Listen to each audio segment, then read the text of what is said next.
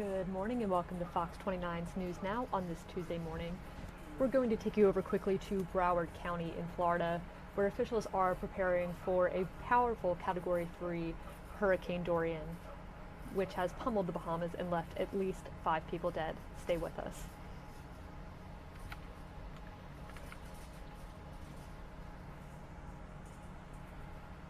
Go to work. The district looks forward to welcoming back all of our students and our employees tomorrow, Wednesday, September 4th. Thank you. On behalf of Broward County, I would also like to extend our thoughts and prayers to those people in the Bahamas, and we will certainly do what we can to assist and look to ways in which we can assist those people who are in need. And with that, open up to any questions. Apologies, I think they were having some technical difficulties when you talked about the airports reopening. Could you just go over that piece of information? Sure. The reopening today at 12 noon. The Fort Lauderdale Airport will be open at 12 noon, and our general aviation airport, the North Perry Airport, will open at 12 noon as well. So everything will be operating at 12 noon. People who plan to fly should call their airlines to find out exactly what time their flights will take off.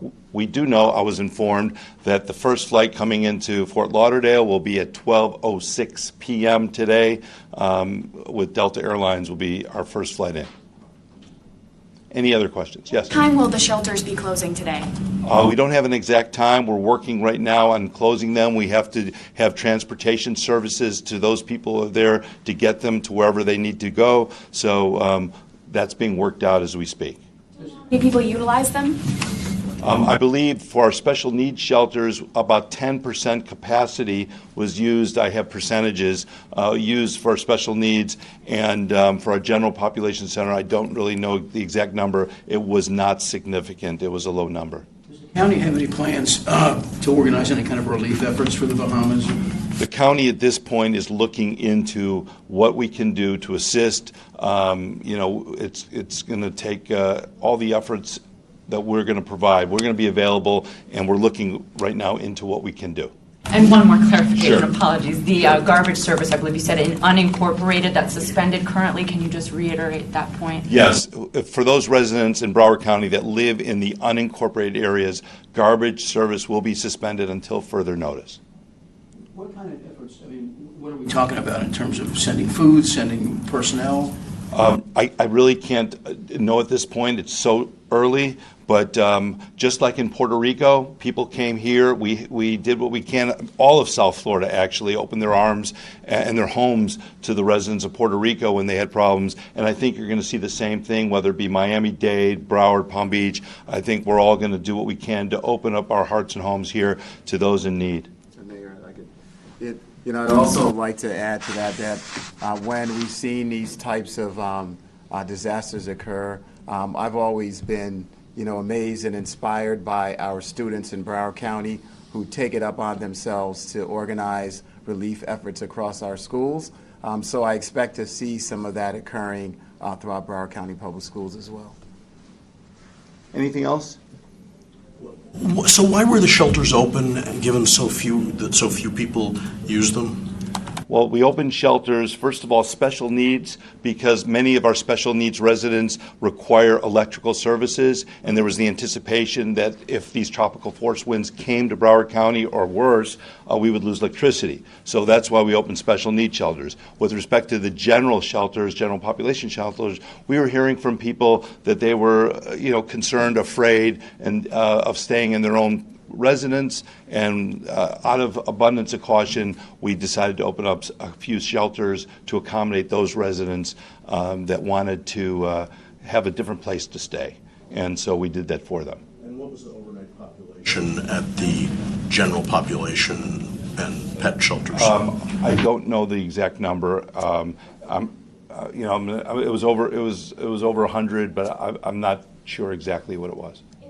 The opening of the general population shelters was sort of a reaction to storm stress and anxiety, but also was it a way for the county to test out how smoothly shelters openings went? I think we've been opening shelters for decades, so it's not a way of testing out, but I think it's really a response to residents. We want to be responsive to our residents, and when residents call in, we have a 311 call-in number. People have concerns based on the number of people calling in. We thought it might be best to have some shelters open, because what if that storm continued west? Remember, it was going west 1 mile an hour.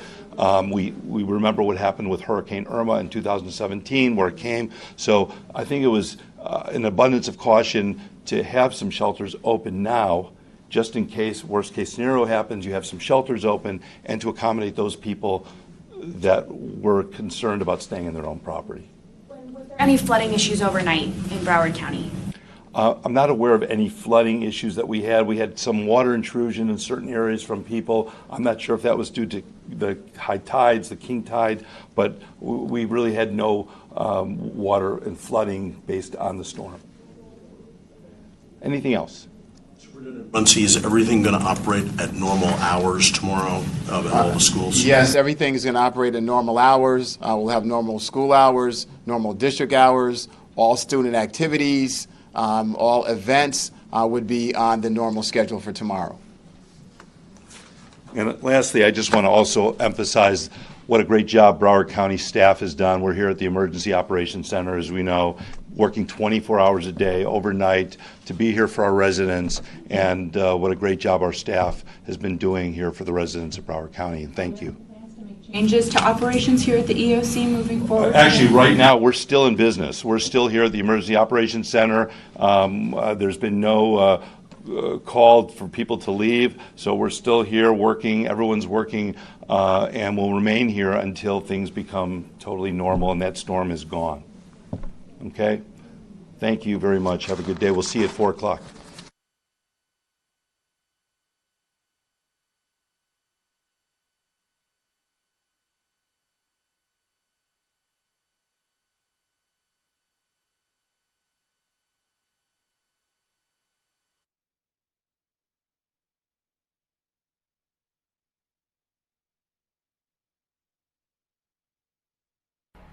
And back to your normal News Now programming this morning.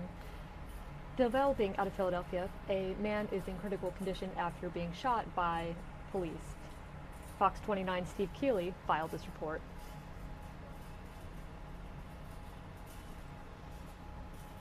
A Philadelphia Police Street Patrol officer will be off the street for a while, which is standard procedure every time any police officer fires their gun, to give Internal Affairs shooting team detectives time to rule the shooting justified.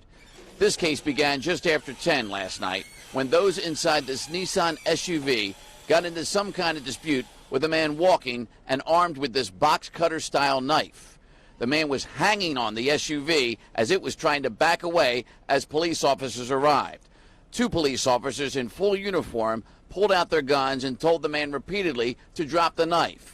Both officers are wearing their body-worn cameras, so there's video of all this. I know he's still in critical condition. Officer-involved shooting team is continuing to investigate.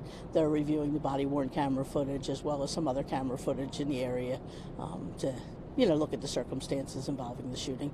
It was a little bit of an unusual incident when they pulled up. He was climbing on a vehicle, let go of the vehicle, and then they confronted him, and he, continued apparently to come at them with a looks like a utility knife.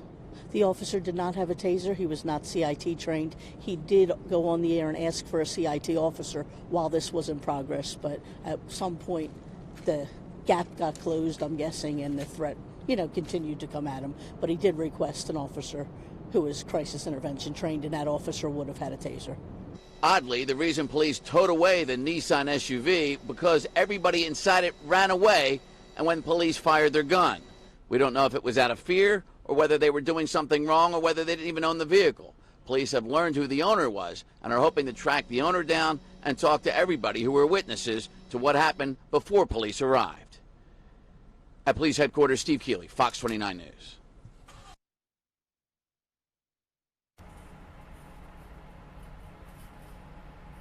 And developing overnight, Temple University is offering help to students who may have been displaced after a massive fire near campus. Flames broke out just before 9 last night. at a 4-story building that was under construction on the 1600 block of West Oxford Street. The fire raged for about 4 hours, reaching 3 alarms before being placed under control close to 1 a.m. No injuries have been reported.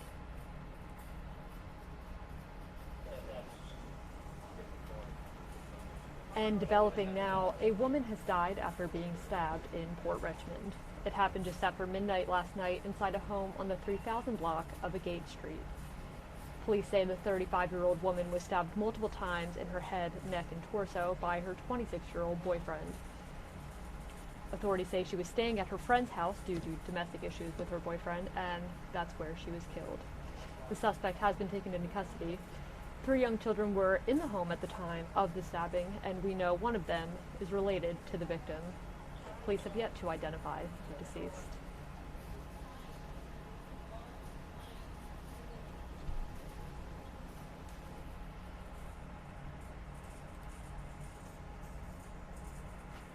And of course, this morning we are tracking Hurricane Dorian. Here we have a live look at radar, which is a massive storm which has been downgraded to a Category 3, but it's still pounding the Bahamas. It's been over the northern Bahamas island for more than 24 hours now, claiming the lives of at least 5 people. Right now, Dorian remains at a standstill, not moving much. Heavy winds and storm surges are still expected to continue throughout the day as the storm inches toward the U.S.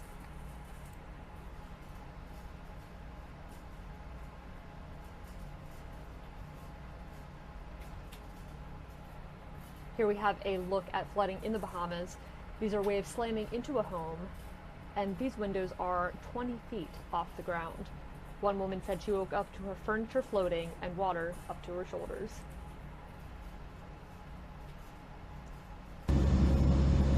And here we have a look at the eye of Hurricane Dorian. A hurricane hunter's plane flew directly into it. In the middle, you see blue skies and calm conditions. Surrounding it, a wall of clouds.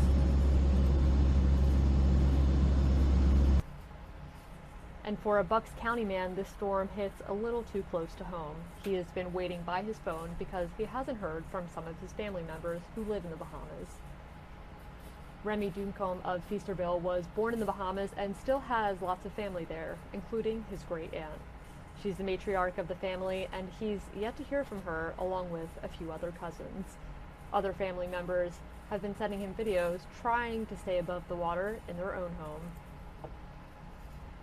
We're getting, sorry, getting a little bit emotional, but we're getting like a lot of videos from, family, just, people just talking, saying, help us, people screaming, and the storm is just like moving really slow.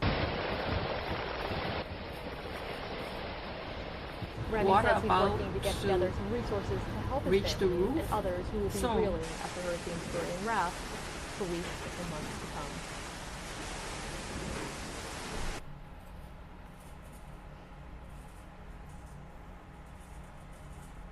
And while Hurricane Dorian is currently at a standstill over the Bahamas, causing historic destruction, the storm is still expected to make its way toward Florida and the eastern seaboard. Fox News correspondent Ray Bogan is in Cocoa Beach, Florida, with more on the hurricane's path.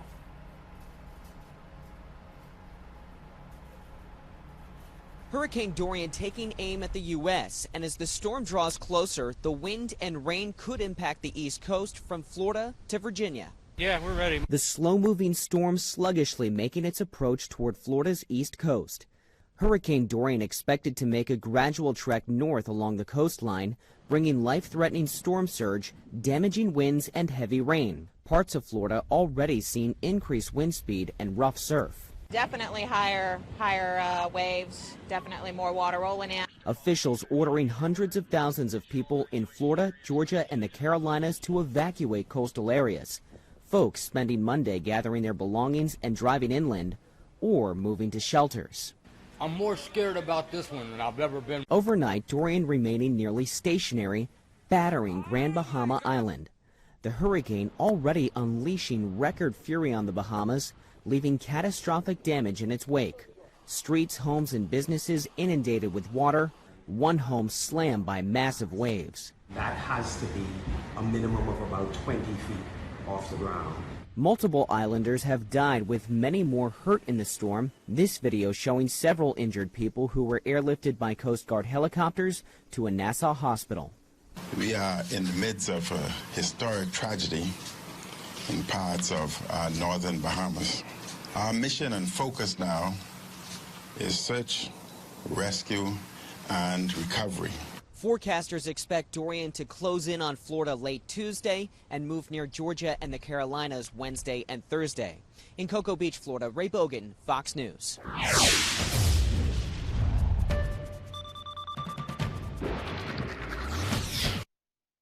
And moving on to your Fox 29 Weather Authority this morning. Philadelphia is slated for a warm and sunny Tuesday as many children in the area head back to school. Temperatures are expected to remain in the mid-80s before we see a temperature rise. On Wednesday, we'll hit about 90 degrees before dropping down to the mid-70s on Wednesday. Precipitation is expected to return to the forecast by Friday in form of some showers. Here we have a look at current temperatures in our area. Barely hitting the 70-degree mark up in the Poconos, 74 degrees over in Lancaster, and about the same here in the city of Philadelphia, and 76 degrees down the shore in Atlantic City, 75 in Wildwood. And looking ahead to our 7-day forecast, which appears stuck in a time loop back to this Saturday. So again, we are expecting a warm and sunny day this Tuesday before a little bit of a temperature roller coaster hitting the 90-degree mark on Wednesday before dropping back down to mid-70s on Thursday ahead of a rainy Friday. And don't forget to download the latest version of the Fox 29 Weather Authority app. We'll have you in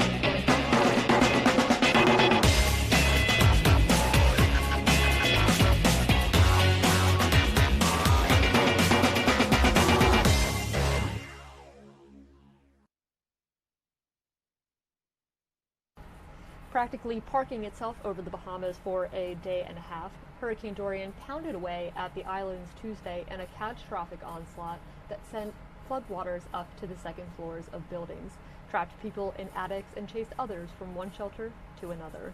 At least 5 deaths have been reported so far.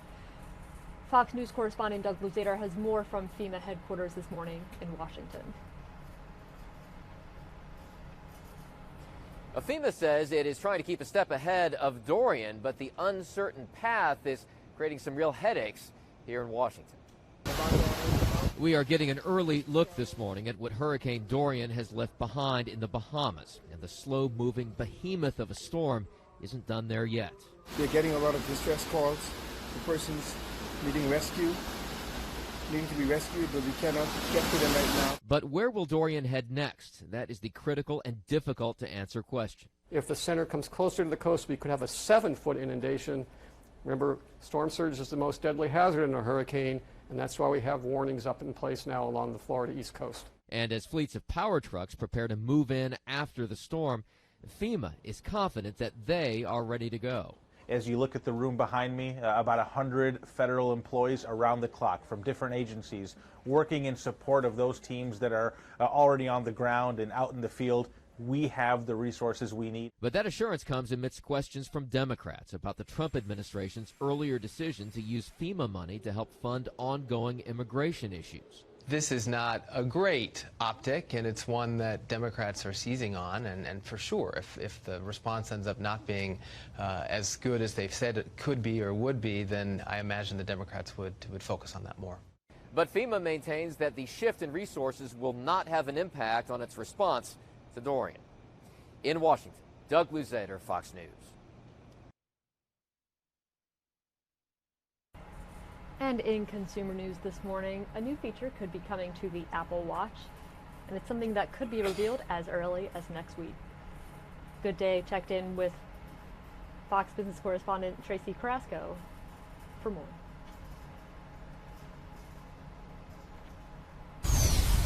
Okay, so I didn't get the iPhone 10. I wanted to wait for my favorite number, 11. And the iPhone 11 will be out when, Tracy?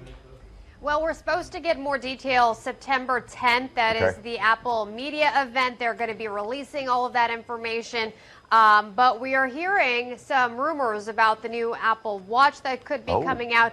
And we're hearing that you might not even need the new Apple Watch. It could be just some sort of software update that will give you features that will let you track your sleeping habits. So this is something that has been rumored for a long time, that a lot of people with the Apple Watch have been wanting something to keep track of how long they are sleeping, how well.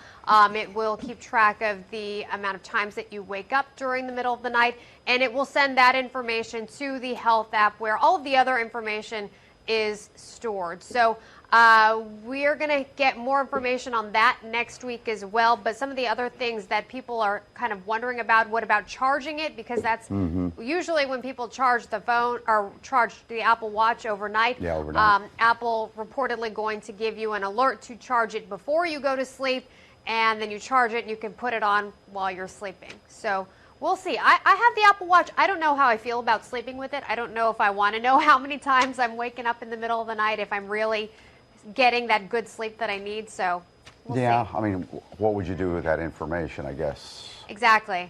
I'm still tired. Yeah. That's true. But you can take it to a sleep specialist. And the charging thing before, because if I'm trying to get a certain amount of steps or walking in, I don't want to put my phone down to charge before I go to bed. Like, that's not happening. That's the other thing. So I'm not sure how all of that is going to work out, because yes, I want to keep the watch on all throughout the day to keep track of all that information, and you do need to charge it. Yeah. Tracy, we got to run. We got some breaking news, but we'll see you again tomorrow.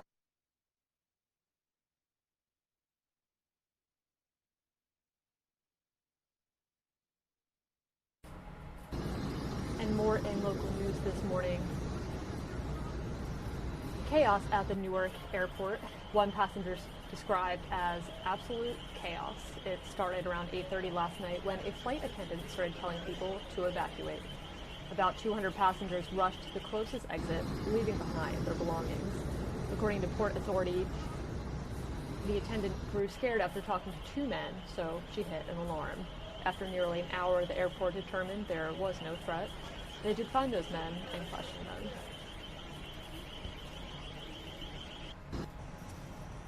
And in Delaware County, scary moments for students at Villanova University after reports of an active shooter on campus. It happened yesterday afternoon around 5:30 when a student heard what sounded like gunshots and called Radnor Township Police, prompting the investigation. It turned out to be a false alarm, though, and took police about 30 minutes to confirm that and update the school. The caller, we're glad that that individual called. We appreciate her calling us, even though that was unfounded. It's always better to be safe than sorry. It was terrifying. We kind of went into panic mode. Officials still aren't sure what the sound was that caused the panic, but reiterated that it was unfounded.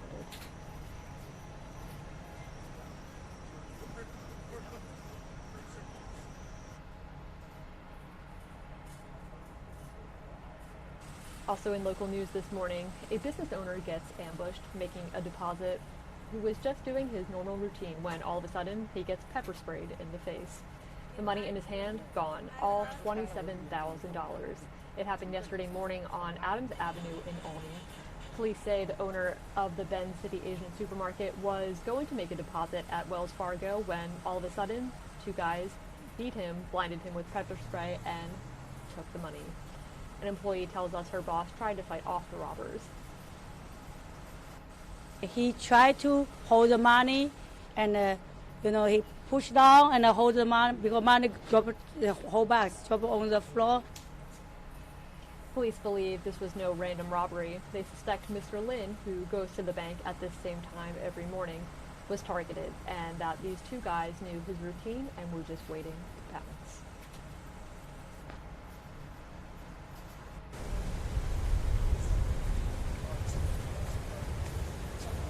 Also in Philadelphia, a police officer is in the hospital this morning after a brutal car crash in Germantown. Officers were responding to a priority call yesterday when a patrol car wound up striking another car on the corner of Wayne and Manheim.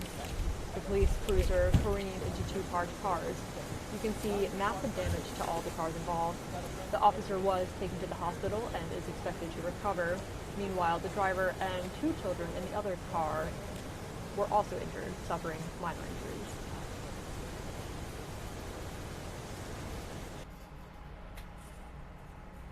Also in local news, police have arrested a man who they say stole a poor box from a Holmesburg church.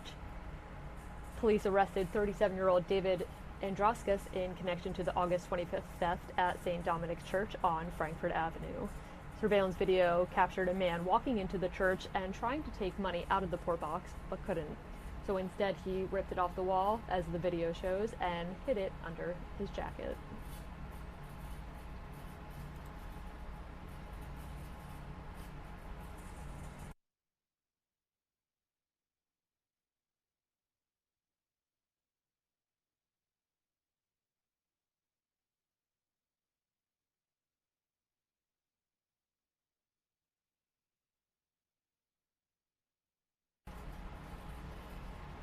And in health news this morning, officials are recommending people who vape to consider avoiding e-cigarettes while they investigate additional cases of a breathing ailment linked to the devices. Our own Dr. Mike joined Good Day this morning to discuss.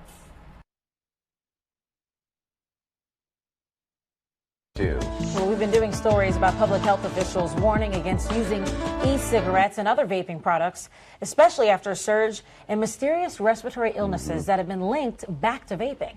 And close to home, one Delaware County family says their college-age son had a vaping habit, landed him in intensive care.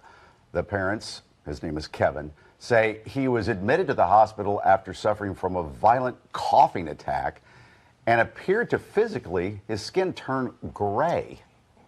It's really hard to see him. I don't know if you saw his picture online. I keep showing people his picture because I want them to see him like he is, not like that. Because he looks dead up there.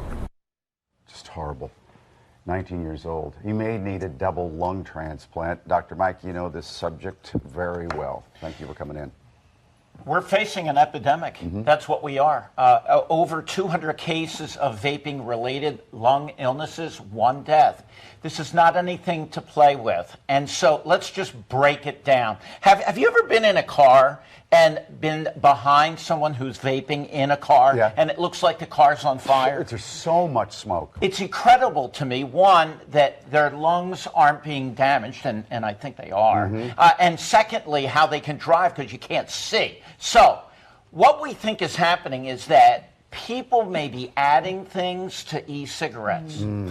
Something like marijuana, flavoring, a lot of these things are being implicated. It could be high levels of nicotine. It could be diacetyl. It's a chemical. Remember popcorn lung? We talked about that a few years ago. All of these things, when superheated, get into the lungs. Solvents.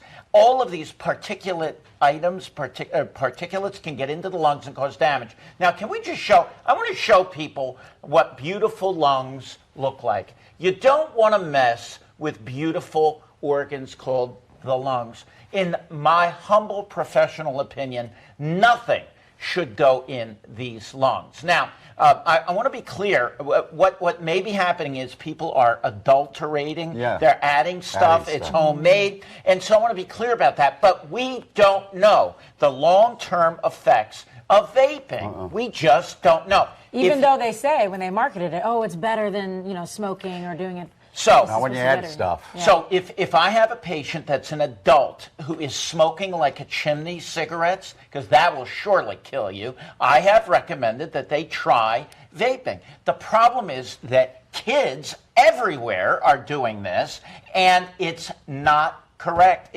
We don't know. These lungs are developing, their brains are developing, and this high level of nicotine really scares me. And every parent out there, every kid, if you're listening, don't do it.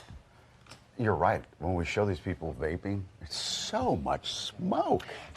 Remember, again, the lungs here. All right, you don't want to put anything into this beautiful, I brought a lung. All right? This is, you don't want to put anything Right. in this beautiful organ called the lung. So the CDC put out an advisory that reads, in part, in many cases, patients reported a gradual start of symptoms, including breathing difficulty, shortness of breath, and or chest pain before hospitalization. So the CDC added, if you are concerned about these specific health risks, consider refraining from using e-cigarettes or stop vaping.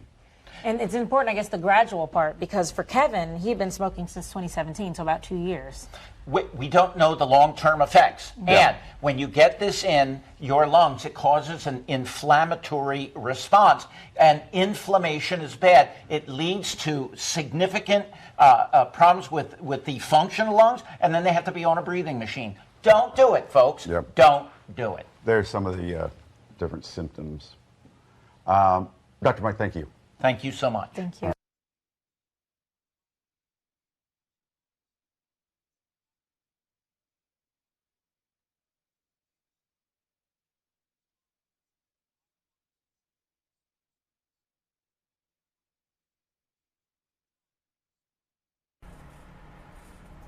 And more on Good Day This Morning.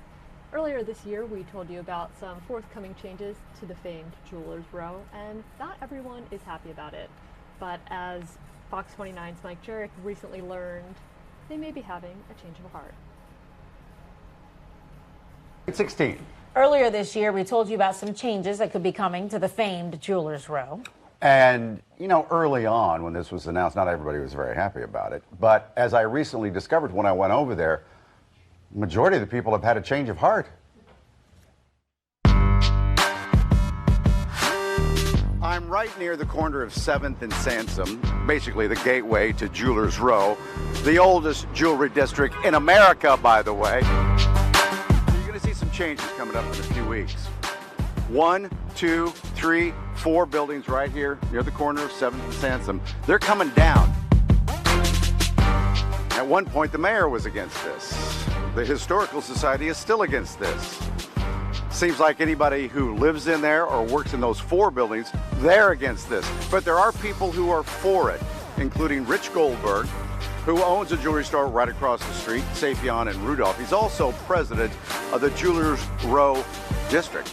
I'm here to tell you that Jewelers Row is stronger than ever. There is a project looming, and the Toll Brothers are looking to build high-end residences, which will start construction sometime over the next few months, and they're looking to put 65 units in here on Jewelers Row.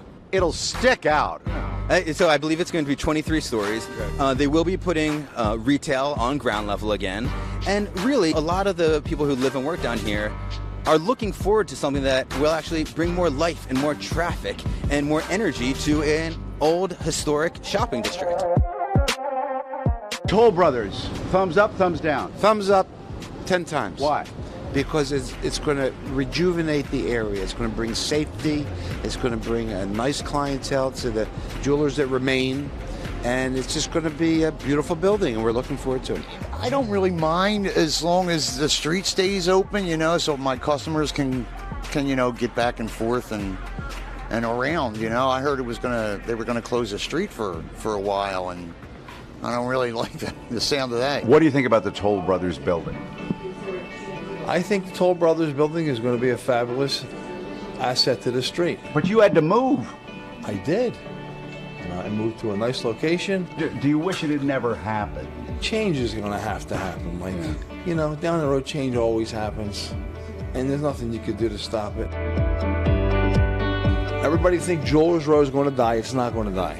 It's not going to die. It's going to be alive and well. A lot of people put it this way. You got 27 floors of potential customers. Oh, that's a good you know point. What I mean? And he's right. Change, it's inevitable. It's coming. Yeah. You just have to change how you address the change. Change is good, a lot of people say. Yeah. And we'll see. Oh, by the way, I went to this last year. This is kind of fun. On September 14th, Jewelers Row is having their second fall block party. Oh. Even though it's almost fall, but We're getting you ready for fall. yeah. And that's what the way it looked last year. So there's plenty of food and there's music and stuff like that. And would they be selling jewelry Entertainment. out there? Oh, you better believe it. Just, you know, don't have too much to drink. You'll end up getting an engagement ring or something. But maybe that's what they want. That's probably what they do want. And we are going to switch you over now to Jacksonville, Florida, where officials are discussing emergency preparations for Hurricane Dorian. Stay with us.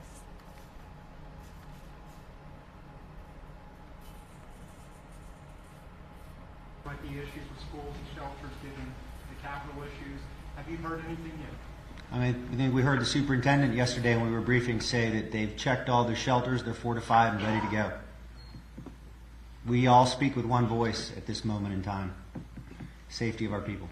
Mr. Mayor, how worried are you about the flood threat in this storm compared to Irma and past storms? And also, 2 years ago, the Tampa Bay Times wrote a story saying that Jacksonville was not doing enough to mitigate or respond to the dangers posed by the multi-flood threat here. How do you respond to that? Have you done more in the last 2 years to give residents confidence that? Well, I would say that no two storms are the same, and this is all these models are based on predictions and assumptions and what those effects and impacts will be. So you don't know if it's going to be flooding, you don't know if it's going to be wind damage, you don't know if it's going to be down trees. What you do know, it's going to be one, if not all of those. We are constantly preparing and upgrading our infrastructure to deal with storms and issues that we may face. Our Public Works Department has been out leading up to this storm, preparing those areas for what could come. Mayor, in terms of Hurricane Matthew, similar track to what we're seeing here in terms of coming north of the coast. This storm, Dorian, seems a little bit further offshore. Can people expect the same kind of impact they saw with Matthew in terms of power outages, surge? Is it going to be similar to that, or what's the forecast there for people who have memories of what it was like 3 years ago?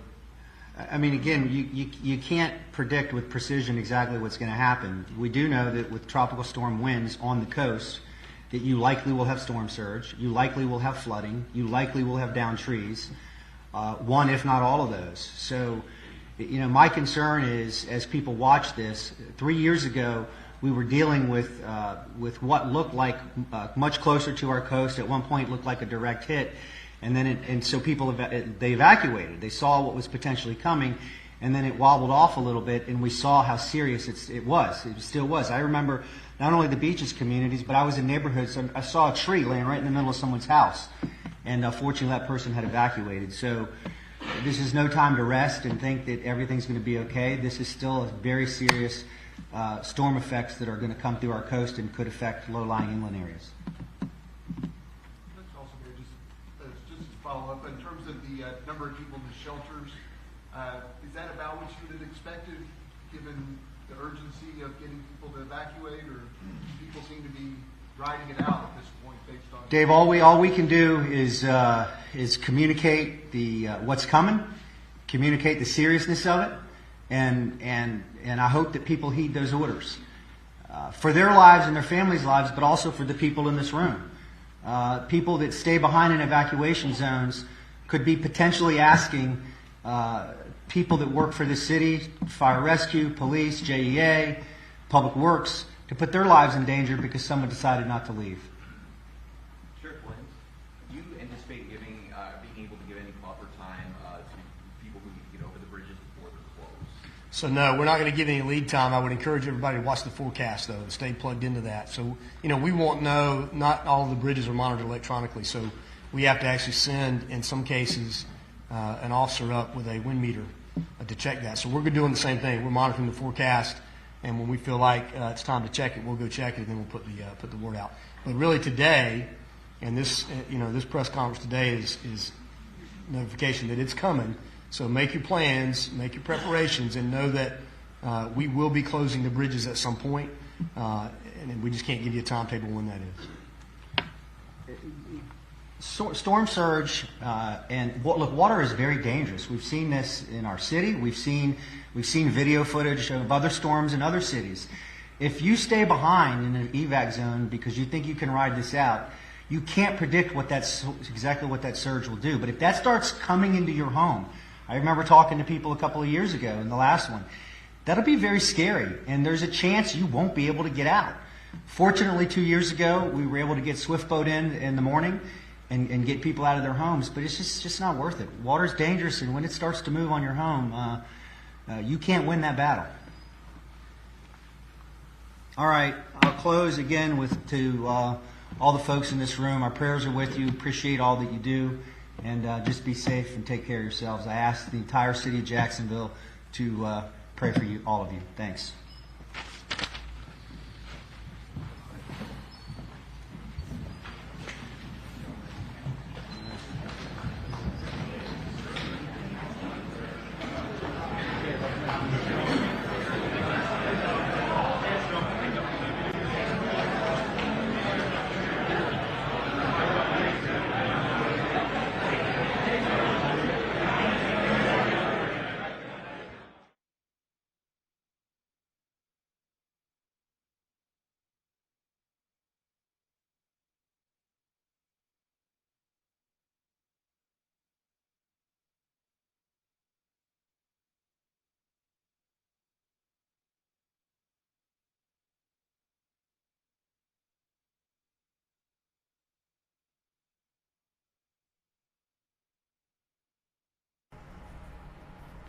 And this morning on Good Day, as students head back to school in Philadelphia, we wanted to tackle school lunches.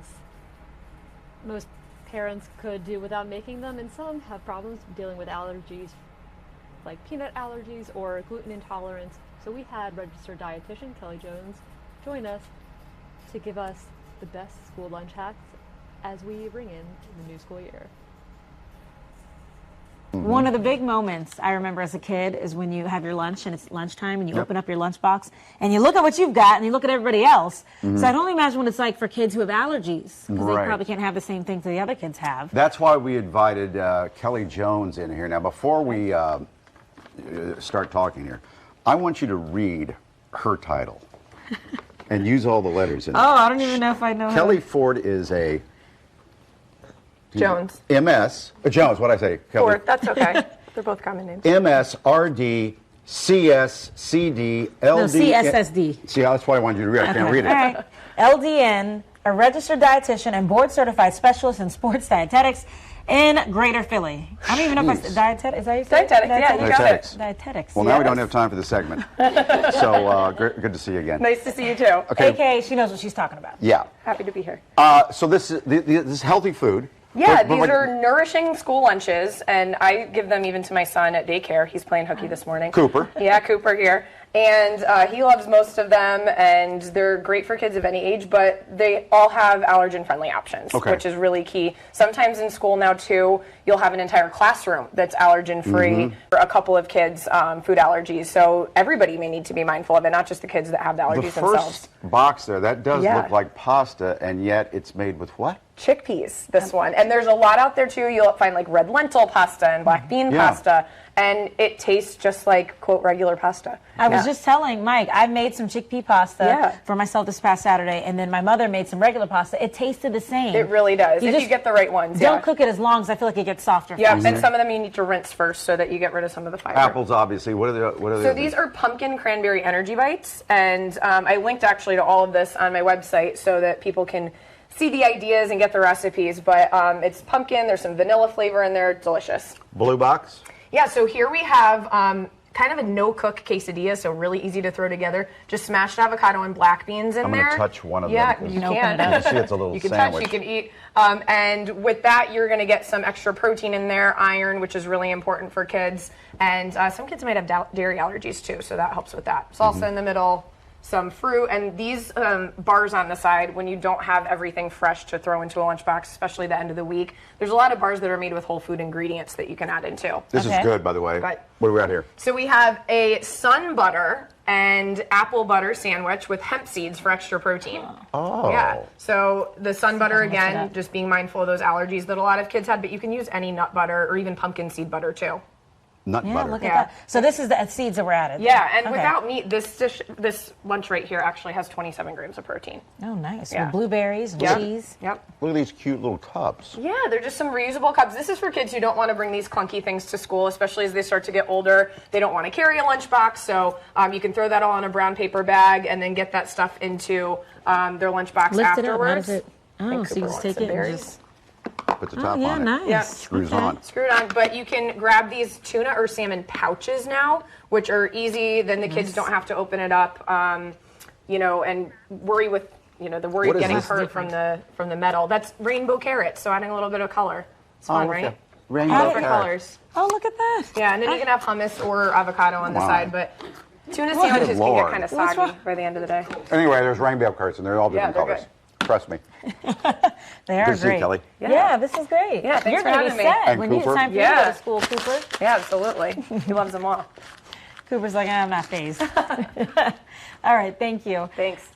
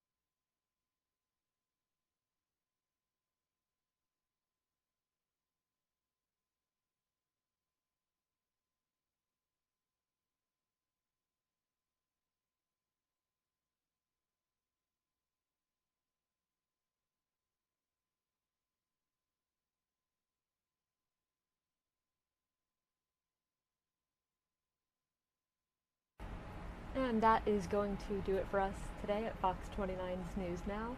Be sure to catch us again tomorrow, same time, same place, 10 a.m., and follow us at fox29.com, as well as our mobile app and across social media, Facebook, Twitter, and Instagram. And thank you for joining us this morning.